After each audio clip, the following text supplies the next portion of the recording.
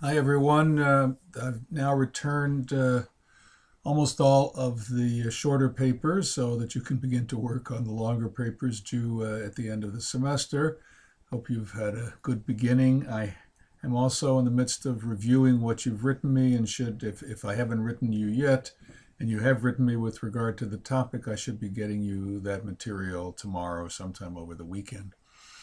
Um, as we conclude this material tonight, we are ending the guide. I didn't know we would actually be able to do that before the end of the semester, but you've done well and I've done well, and we have actually come to the end of the guide tonight. I'll talk a little bit about those issues there and a little bit about Perek Chelek.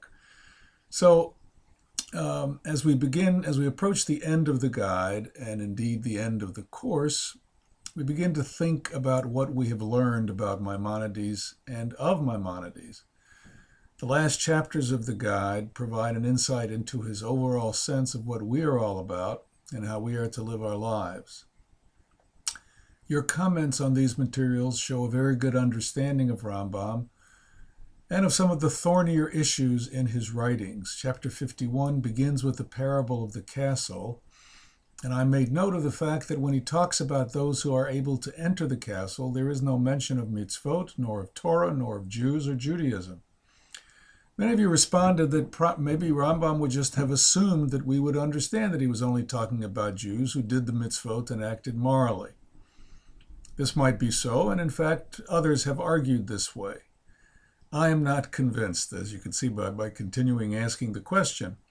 Whatever his intentions, one could easily learn from the way this story has been told that anyone, Jew or non-Jew, can enter the castle if he has the requisite intellectual skills and accomplishments. Mitzvot don't seem to play a role here. It is here in this first part of chapter 51 that Rambam publicly talks about the ignoramuses who observe the law, full of mitzvot, and the jurists, the rabbis who walk around the castle but never get in. Their problem is that they don't use their intellects at all. Rambam would seem to be saying that studying Talmud and engaging in discussion and argument over Talmudic sugyot does not actually qualify as intellectual activity in his way of thinking. Perhaps he intends here to prod the rabbis who begin to use their intellects, who need to begin to use their intellects if they want to gain access to being in the palace, to being around God. And you see, when he talks about these rabbis, he says they need to begin to speculate and understand the truth. They can't simply rely on what they've been given over the years. If they want to get into that palace, and it makes a lot of sense if we're talking about intellect as our connection to God, if you only believe something because you have it through tradition, you don't really care about it, you don't understand it, and so on, then it's not going to do you much good. The question of providence in chapter 51, I think some of you were a little confused because Twersky had edited the selection and left out the difficult parts, which is not unusual for him.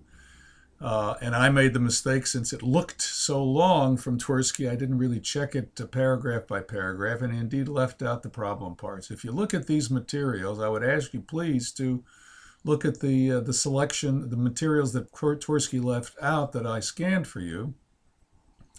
You will see that there are some startling claims that Maimonides makes with regard to providence in chapter 51. He says that, paraphrasing, you might be in a battle with 1,000 people on one side and 1,000 people on the other side, but if you qualify for this divine providence, if you are really connected by your intellect to God, then God will protect you and allow everyone around you to die, and you'll remain alive. What does that mean? This seems to fly in the face of the discussion in chapter 17 and chapter 23 about Job. And these kinds of issues are what Samuel ibn Tibbon focuses on in his letter to Rambam that I have also scanned for you, not the letter in Hebrew and his summary of the letter in English. Chapter 54, as the closing chapter of the guide, is in many ways the most moving and intense chapter in the whole book. He discusses there the summum bonum, the ultimate good, hatzlacha nafshit, Hatzlacha Sofit. How high? Where can we? How high can we get in our lifetimes? In his discussion of the four perfections and the three concepts of Chesed, Tzedakah, Umishpat, he arrives at this summum bonum. Along with the arriving at the highest level of intellectual perfection, we are also commanded to act in the world according to those three virtues, Chesed, Tzedakah, Mishpat, and Tzedakah. Each of them is quite interesting, and each of them is rather thought-provoking. Is what we are exposed is what we are supposed to do, Chesed, Tzedakah, Mishpat, covered by halacha, or is acting according to these virtues something different? In the end, he does seem to contradict himself, since, as you pointed out, he says earlier that contemplating God in isolation is the highest good.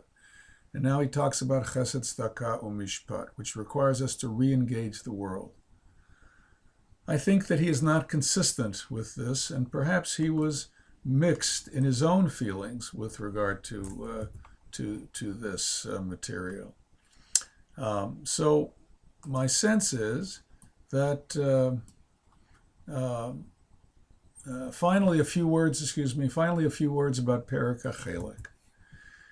Remember the context here. Every Israelite has a portion in the world to come, except for the following. You automatically have it as a Jew, but you can lose it. The only way that you can lose it is by denying a principle, not by performing any action, whatever horrible action that might be.